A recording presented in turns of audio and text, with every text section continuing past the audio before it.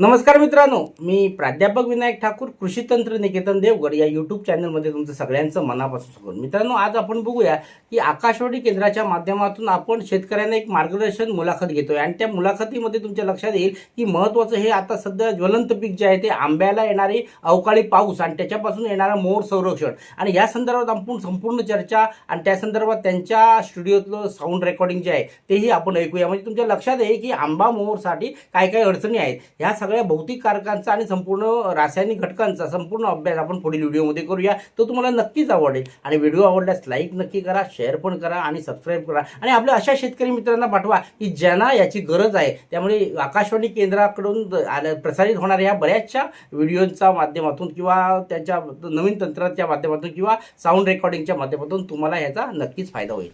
श्रोतेहो नमस्कार. आंबा उत्पादन हा सिंधुदुर्गाच्या तसेच कोकणच्या अर्थव्यवस्थेचा कणा आहे. आत्ताच पावसाळा संपून थंडीची चाहूल लागली आहे. हा काळ आंब्याच्या फुलोऱ्याचा निर्णय करणारा असल्यामुळे योग्य नियोजनाची आवश्यकता असते. आंबा उत्पादन वाढवण्यासाठी शेतकऱ्यांनी चांगलं व्यवस्थापन कसं करावं या गोष्टीचं मार्गदर्शन करण्यासाठी आज आपल्या सोबत आहेत कृषी तज्ज्ञ, कृषी तंत्र निकेतन देवगडचे प्राध्यापक विनायक ठाकूर सर. नमस्कार. नमस्कार. आमच्या आकाशवाणी स्टुडिओमध्ये आपलं मनपूर्वक स्वागत. सर, आत्ताच लांबलेला पाऊस थांबून हिवाळ्याची सुरुवात झालेली आहे. हा हिवाळा ऋतू आंबा पिकासाठी किती महत्वाचा आहे? बघा, हिवाळा ऋतू हा आंबा पिकासाठीच महत्वाचा आहे. कारण मग लक्षात घ्या, जून, जुलै, ऑगस्ट, सप्टेंबर नंतर जो ऑक्टोबर येतो तिथं अशी अडचण असते की तिथं ट्रेस पडला जातो. म्हणजे कारण हे कोरडवाहू पीक आहे. पहिली गोष्ट, कोरडवाहू शब्दाचा अर्थ काय? पावसाच्या पाण्यावर जगणारं. आणि 4 महिन्याचा पाऊस खाल्यानंतर किमान 2 महिन्याची जर रेस्ट मिळाली तरच तुमचा मोहर येणार. आणि त्यावेळी एक गुलाबी थंडी म्हणजे वातावरणात जवळजवळ 17 डिग्री सेल्सिअस म्हणजे 15 ते 17 जास्तीत जास्त 20 पर्यंत हे जर तापमान असेल तरच मोहर येण्यास अनुकूल आहे. आणि थंडी ही अप्रतिम आंब्यासाठी आहे. आणि जर थंडी नसेल तर पुढे मोहर येणार नाही. पण कोणासाठी? तर मातीतल्यांसाठी थोडंसं टेम्परेचर बदलतं आणि कातळावर बदलतं. ज्यावेळी 47 डिग्री सेल्सिअस तापमानाचं कातळातलं वातावरण जर 20 सेंटीमीटरवर आलं तरच आंबे येणार का? तर नाही. तर पहिली गोष्ट अशी आहे, 47चं तापमान जरी समजा 30 वर जरी आलं तरी आंब्याला मोहर येणार. म्हणजे कातळावर तापमानात खाली उतरण्याची गरज नाही. पण मातीत तसं नाही. मातीतला 25 ते 27 डिग्री सेल्सिअस तापमान जर 15 ते 17 वर जर नाही आलं तर मोहर येणार नाही, पालवी टाकणार. असं ते क्रॉस आहे. त्याच्यामुळे थंडी ही अतिशय उत्तम आहे. सगळ्या पिकांच्या हार्मोन्समध्ये बदल होण्यासाठी थंडीची अत्यंत गरज आहे. अर्थात जमिनीखालील तापमान देखील तेवढंच महत्वाचं या पिकासाठी आहे. या कालावधीत आंबा पिकाचं नियोजन करण्यासाठी शेतकऱ्यांनी आणि बागायतदारांनी कधी सुरुवात केली पाहिजे? बरोबर. बघा, हा सगळ्यात महत्वाचा प्रश्न आहे. कधी सुरुवात करायला पाहिजे? तर सगळ्यात पहिली गोष्ट अशी आहे की जून पासून सुरुवात करायला पाहिजे. मग तसं बघितलं तर तुम्ही झाडं लावण्यापासूनच सुरुवात करायला पाहिजे, हा मुद्दा आहे. म्हणजे शुद्ध बीजापोटी फळे रसाळ गोंबडी म्हणजे काय? बीज जर शुद्ध लावलं तर पुढच्या गोष्टी तुम्हाला चांगल्या येणार. त्यामुळे लावणीपासून ते सुरुवात आहे. म्हणून आम्ही नेहमी सांगतो की आंबा हा जर देवगडचा जर फेब्रुवारीमध्ये येत असेल तुम्ही त्यासारखं वाण लावा. म्हणून आम्ही सांगताना डबल बाट्याचं देवगड केशर अर्ली हार्वेस्टिंग जर लावलं तरच तुम्हाला उत्पादन देणार, हा पहिला मुद्दा. नंबर दुसरी गोष्ट, जून पासून मग काळजी काय घ्यायची? तर सगळ्यात पहिली गोष्ट जमिनीचा सामू म्हणजे पीएच, ज्याला पोटॅन्शियल ऑफ हायड्रोजन म्हणतात, हा जर समजा 7 ते 8 दरम्यान असणं गरजेचं आहे. पण 7 पेक्षा जर कमी असेल तर प्रॉब्लेम येणार पुढे आंब्याला. म्हणून 6च्या खाली असता कामा नये. मग असेल तर काय करायचं? तर जून मध्येच आपल्याला 2.5 किलो चुना हा प्रति गुंठ्याला मिसळायचा किंवा प्रति झाडाला मिसळायचा. म्हणजे पहिली गोष्ट लक्षात घ्या, जून मध्ये आपलं पहिलं नियोजन काय की जमिनीचा सामू बघणं. तो जर कमी जास्त असेल तर उद्या फुलोर यायला अडचण येणार. नंबर दुसरी गोष्ट, 8 पेक्षा जास्त असेल तर मग काय करायचं? जर जमिनीचा सामू 8 पेक्षा जास्त असेल तर तुम्हाला जिप्सम म्हणजे कॅल्शियम सल्फेटचा वापर करायला पाहिजे, हा पहिला मुद्दा आहे. म्हणजे थोडक्यात काय तर 5.5च्या आम्ल म्हणजे ऍसिडिक जमिनीमध्ये रिस्पॉन्स मिळत नाही आणि त्याच्यामुळे काय होतं, कॅल्शियम आणि पोटॅशियमची उपलब्धता घटते आणि त्यामुळे आकार, चव, साखा यासारखी आंब्यामध्ये विकृती येते. म्हणून सगळ्यात महत्वाची गोष्ट, ऍसिडिक जमीन असेल तर CaCO3 म्हणजे कळीचा चुना हा घालायलाच पाहिजे शेतकऱ्याने.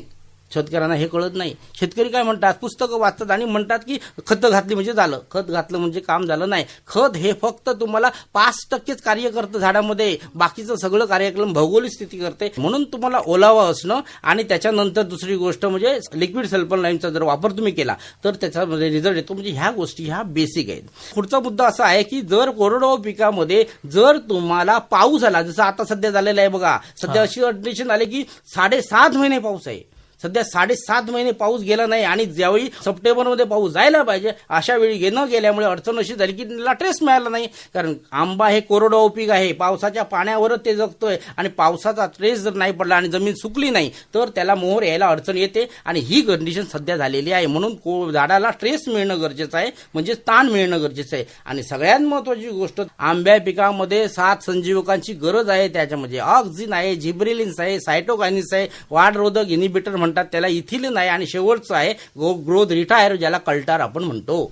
म्हणजे सांगायचा उद्देश काय, ही 6 संजीवक जर योग्य प्रमाणात असतील, म्हणून माती परीक्षण करणं आणि लीफ एनालिसिस म्हणजे पान तपासणी करणं, या दोन्ही गोष्टी तितक्याच महत्वाच्या आहेत. पुढचा मुद्दा जो आहे, आंबा मोहर येण्यासाठी आपल्याला काय काळजी घ्यायची आहे, तर जून, जुलै, ऑगस्ट आणि ऑगस्टमध्ये आपण कल्टार वापरतो. कल्टार म्हणजे पॅक्लोब्युटोझाल, जो 23% त्याच्यात पॅक्लोब्युटोझाल कंटेंट आहे आणि हा कंटेंट तुम्हाला झाडाच्या पसऱ्यात म्हणजे निम्म्या अधिक आतमध्ये कॅनोपी बघून करायचं आहे आणि ते जर योग्य केलं तरच तुम्हाला यामध्ये उत्पादन देणार. त्यामुळे जमीन, हवामान, वातावरण, खत, कल्टर ह्या सगळ्या गोष्टीचा परिणाम हा आंबा मोहरसाठी येतो.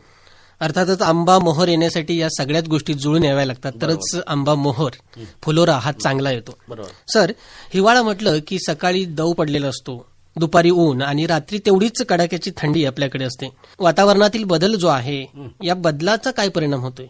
सगळ्यात पहिली गोष्ट, मोहर येण्यासाठी जी कारके त्रास देणारे आहे त्याच्यामध्ये पहिलं भौतिक कारक म्हणजे वातावरण, थंडी, पाऊस. रासायनिक कारण म्हणजे रासायनिकले जैव बदल आणि जैविक कारण म्हणजे जीवाणू आणि बॅक्टेरियांचे नुकसान. या 3 गोष्टीमुळे आपल्याला अडचण होते. आता मला तुम्ही सांगा, ज्यावेळी समजा आपण पीक जेव्हा आपण लावतो, थोडक्यात फवारणी करतो किंवा इतर गोष्टी करतो, त्याला सनलाईट मिळणं गरजेचं आहे. बघा, सूर्यप्रकाश योग्य जर मिळाला तरच त्याच्यामध्ये उत्पादन येणार, अन्यथा नाही. आता थंडी जर समजा जास्त पडली तर काय होणार, फळगळ होणार, मोहरगळ होणार.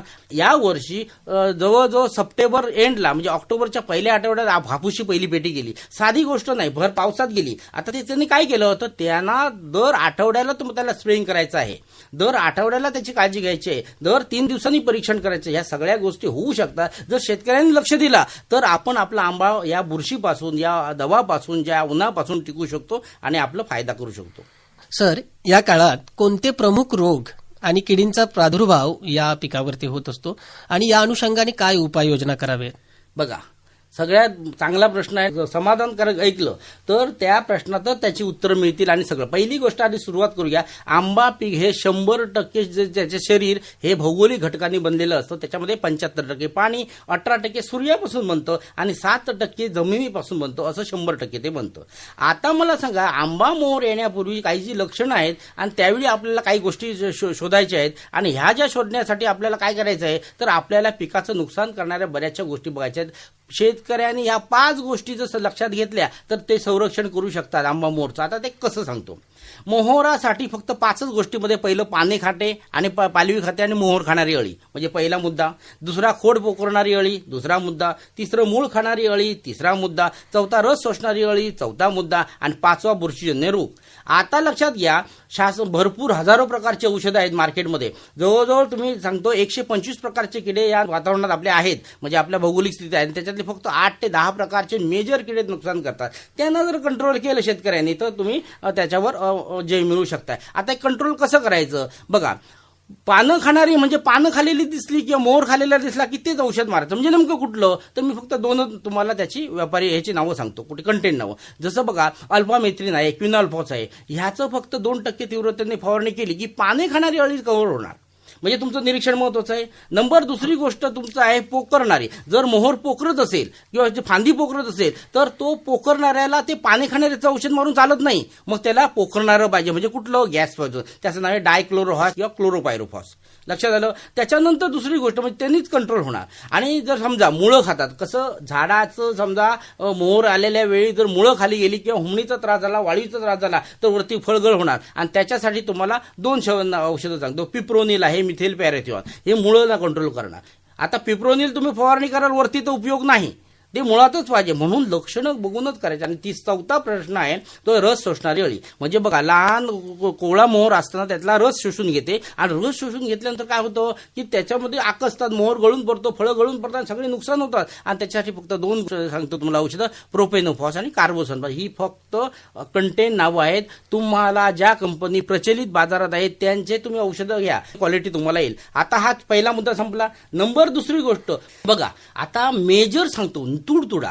म्हणजे ज्याला आपण ग्रास उपर म्हणतो किंवा तुडतुडा म्हणतो किंवा आणखी इतर मिसमाशी म्हणतो, ह्यासारखे अटॅक जबरदस्त आहे. असे फक्त 5 ते 6 किडे फक्त आंब्याला त्रास देतात. त्यातला हा महत्वाचा तुडतुडा.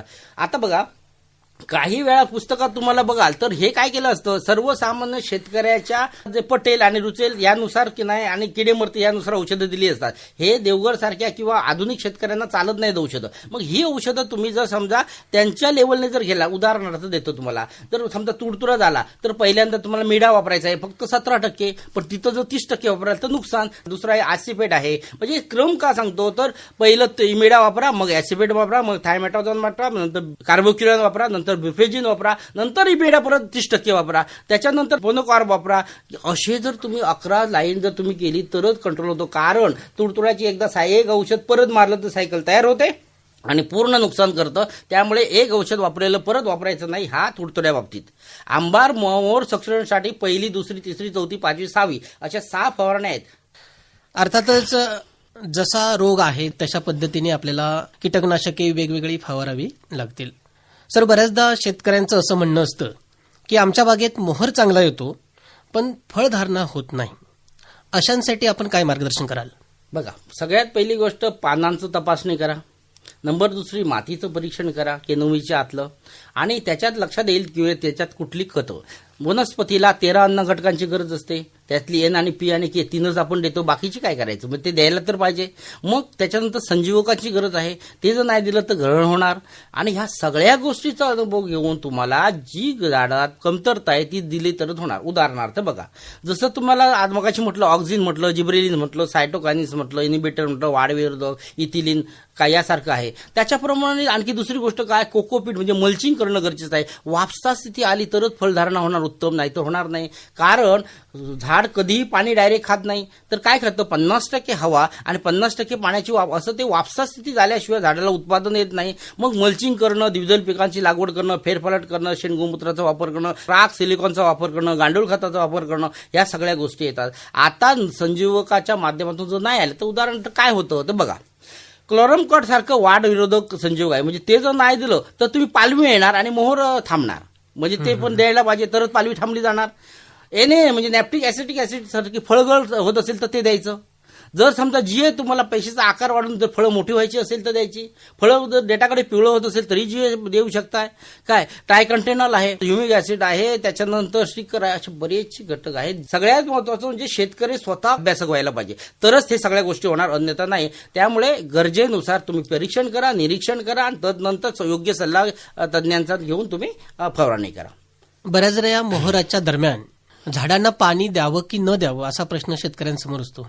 तर त्याबद्दल शेतकऱ्यांना मार्गदर्शन करा.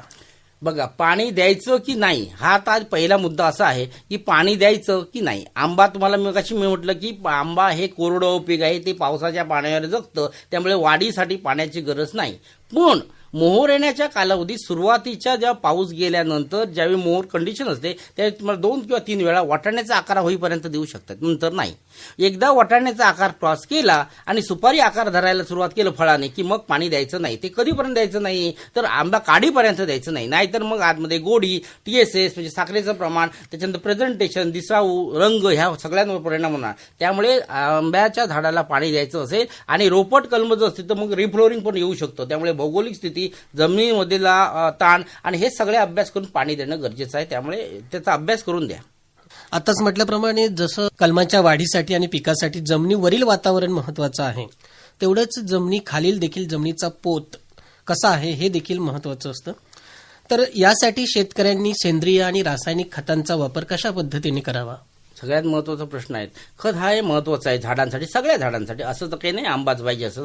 खताचं नियोजन करताना आधी पहिली गोष्ट आधी आपले 13 अन्न घटकाचा अभ्यास करायचा आणि त्यातली 3 मुख्य अन्नद्रव्ये ज्याच्यामध्ये नायट्रोजन, फॉस्फरस आणि पोटॅश. आता ते कसं द्यायचं? आता उदाहरणार्थ बघा, तुमच्याकडे 15 वर्षाचं झाड आहे, तर तुम्हाला सगळ्यात पहिलं काय द्यायचं आहे? तर शेणखत द्यायचं आहे. किती? किमान 50 किलो. आपल्याकडे आहे का? नसेल तर 25 किलो तरी.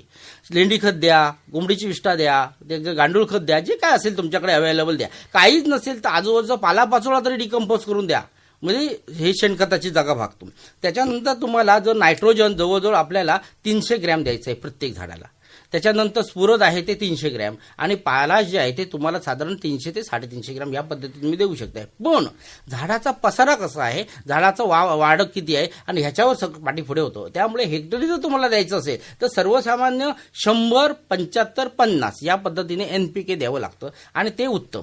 आता बघा, सेंद्रिय खतं जर देत असाल तर शेणखत, गांडूळ खत, कंपोस्ट खत, हिरेचे खत किंवा इतर ही तुम्हाला देणं गरजेचं आहे. आता ह्याच्या माध्यमातून तुम्ही बघाल जनावरचं मुलं शहरी कंपोस्ट आहे, कोंबड्याची विष्ठा, मासळी खत आहे, लेंडी खत आहे, यासारख्या गोष्टींचा वापर करूनही तुम्ही देऊ शकता. समतोल आहार करणं गरजेचं आहे. योग्य खत असेल, हे झाड बोलतं, ते आपल्या पसाऱ्यावरून सांगतं आणि ते जो एकदा वाचन करून तुम्ही खत द्या आणि त्याही खत सेंद्रिय दिल्यामुळे वापसा स्थिती होते आणि वापसा स्थितीमुळे उत्पादन येतं. सगळ्यात महत्वाची गोष्ट, ह्याच्यामध्ये आणखी ॲडिशनल येतात. त्याच्यामध्ये दशपर्णी अर्क येतं, निमास्त्र येतं, ब्रह्मास्त्र येतं, गोकृपा अमृतम येतं. अशा पद्धतीचं जे हार्मोन्स वाढवणारं किंवा उत्पादन वाढवणारं ह्यासारखी खतं द्या. आता एक विचार करा, जर आपल्याकडे साखर पडली तर मुंग्या येतात, त्यांना कोण फोन करतो का? नाही. मग जर समजा अशा प्रकारे तुम्ही गोकृपा अमृतम टाकलं तर त्याच्या 40 प्रकारच्या बॅक्टेरिया आहेत. ह्या बॅक्टेरिया त्या जमीन एकदम भुसभुशीत रवाळ करतात आणि एकदा ते टाकलं की आपोआप गांडूळ खत येतात. आणि तुम्हाला माहिती आहे, गांडूळ हा शेतकऱ्यांचा मित्र. त्यामुळे शेतकऱ्याचे मित्र वाढला तरच तुमचं उत्पादन वाढणार आणि म्हणून तुम्ही अशा पद्धतीची सेंद्रिय खतं देणं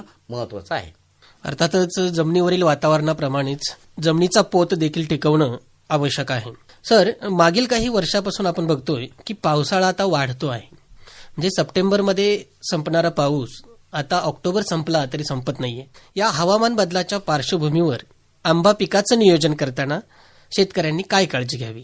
बघा, हा महत्वाचा मुद्दा आहे. कारण जर समजा पीकच उत्तम जर आलं नाही तर विकणार काय? म्हणून सगळ्यात महत्वाची गोष्ट म्हणजे वार्षिक शेड्यूल आधी एक जपा, त्याच्यानंतर दुसरी फवारणीचं शेड्यूल जपा, खताचं नियोजन जपा आणि महत्वाची गोष्ट काढणीपासून. बघा, आपल्याकडे जर हापूस आपण अभ्यास केला तर हापूसमध्ये स्पॉन्जी डिसीज म्हणजे साका होतो.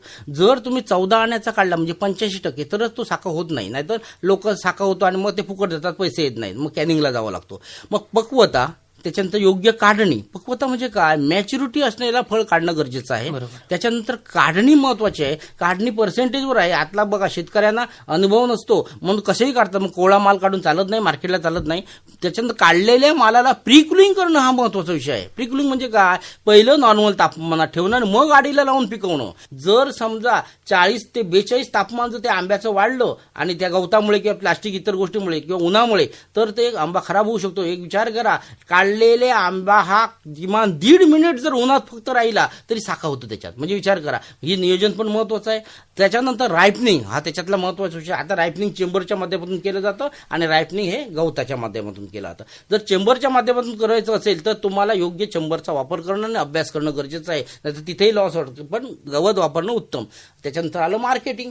मार्केटिंग योग्य तुम्ही केलं आणि जर समजा विक्री केली तरच लोक ग्राहकापर्यंत जाणार. प्रक्रिया करणं, समजा माल समजा तुम्हाला वाटलं की बाबा आपल्याला विकणं शक्य नाही तर त्याच्यात प्रोसेस करणं गरजेचं आहे. प्रोसेस केल्यानंतर मालाची 10 पट किंमत वाढते आणि सगळ्यात महत्त्वाची विक्री ज्यावेळी तुम्ही करणार त्या योग्य कस्टमर जमणं आणि त्यांना योग्य माल देणं, नाहीतर पुढच्या वर्षी तुमच्या जवळ येणार नाहीत. म्हणून उत्पादन वाढीसाठी ह्या सगळ्या गोष्टी महत्वाच्या आहेत. एकंदर आंबा पिकासाठी एका महिन्यात नव्हे तर वर्षभर आपल्याला हे शेड्यूल तयार करावं लागेल आणि त्याप्रमाणेच नियोजन करावं लागेल. सर, पारंपरिक शेती बदलून आता शेतकरी हा प्रगत तंत्रज्ञानाचा आधार घेतोय, नवनवीन संशोधने होत आहेत, तर त्याचा फायदा शेतकऱ्यांना कसा होत आहे? बरोबर आहे. बघा, तंत्रज्ञान जर वापरलं नाही तर पारंपरिक मध्ये तुम्हाला पैसे मिळणार नाहीत. उदाहरणार्थ बघा, आधुनिक शेती करा, जसं आपण म्हणतो अल्ट्रा हाय डेन्सिटीमध्ये लागवड करा.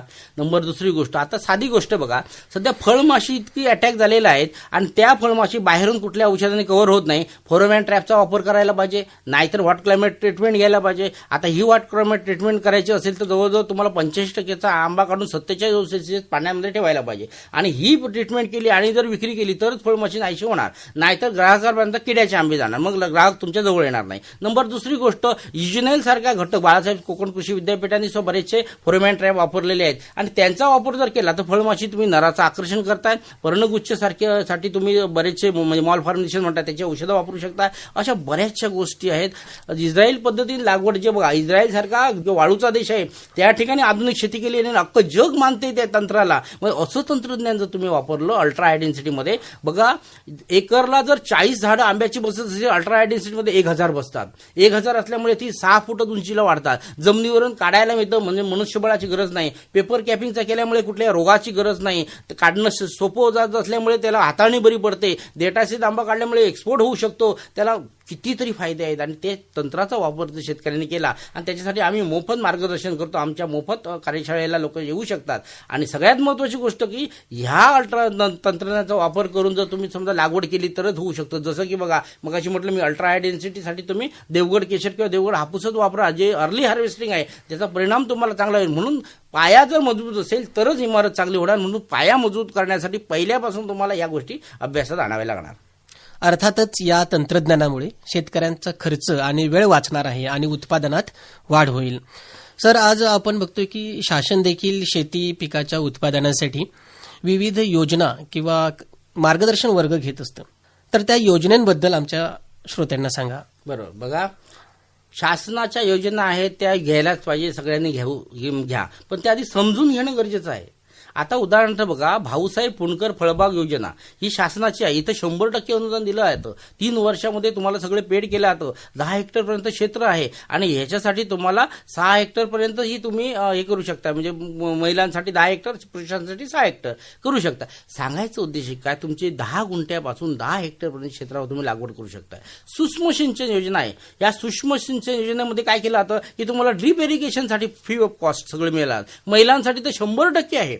त्याच्यानंतर राज्यस्तरीय कृषी यंत्रणा, पॉवर टिलर आहे, कटर आहे, ग्रास कटर आहे, अशा बऱ्याचशा फवारणी पंप आहे. आता तर अक्षरशः आमचा टेलिस्कोपी रॉड जो आहे, जो जमिनीवरून तुम्ही 70 ते 80 फुटाची फवारणी करू शकता. हा कार्बन मटेरियलमध्ये असलेला 2.5 किलोचा रॉड आम्ही ज्यावेळी व्हिडिओच्या माध्यमातून लोकांपर्यंत पोहोचवला तर आता सिंधुदुर्गमध्ये शासनानेही घेतला सबसिडीसाठी. अशा रॉडचा वापर जर तुम्ही केला तर जमिनीवरून काढणी आणि जमिनीवरून फवारणी होऊ शकते. म्हणजे मनुष्यबळ जितकं कमी मिळेल. आज जर अभ्यास केला तर नेपाळी किंवा इतर मंडळी इकडे येऊन काम करतात बऱ्यापैकी, तर आपल्या शेतकऱ्यांनाही काम मिळेल. आणि तर त्याच्यासाठी यंत्रणा आहेत. आणि पूर्वी जी आपण चाललेली रोजगार हमी योजना, तर याच्या अंतर्गत बरेचसे फळबाग योजना आहेत, त्याही घेऊ शकता. शेतकरी लागवड करू शकता. नुसतं आंबाच नाही तर आंब्या संदर्भात कोकणामध्ये जवळजवळ 12 ते 14 पिकांवर तुम्हाला ही योजना आहे. आणि याचा जर लाभ जर घेतला तर याचं सगळं त्यांच्या पोर्टलवर दिलेलं आहे. डिटेल वाचा, म्हणजे तुमच्या लक्षात येईल. आणि सगळ्यात महत्त्वाचं अपडेट राहा, म्हणजे ह्याचे सगळे निकष कळतील. अधिक माहिती असेल कृषी तंत्र विद्यालयाशी संपर्क जर केला तरी आम्ही तुम्हाला हे सगळ्या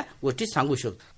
सरकारच्या योजना अभ्यासणे आवश्यक आहे आणि त्यांचा लाभ घेणे आवश्यक आहे. सर, सिंधुदुर्गाचा विचार केला तर आंबा पिकाखालील क्षेत्र सध्या वाढताना आपल्याला दिसून येते. शेतकरी व्यावसायिक पिकांच्या दृष्टीने प्रयत्न करत आहेत. तर या क्षेत्रवाढीचा सिंधुदुर्गाच्या अर्थव्यवस्थेवर काय परिणाम होतोय? जबरदस्त होतोय. बघा पहिली गोष्ट, हापूसला आणि किंवा आंब्याला जी आहे ना, मग तुम्ही एक विचार करा, कोकण हा असा आहे की त्या ठिकाणी 3 गोष्टी मिळाल्या. पहिलं कल्पवृक्ष मिळाला, इच्छित मनोकामना पूर्ण करणारा नारळ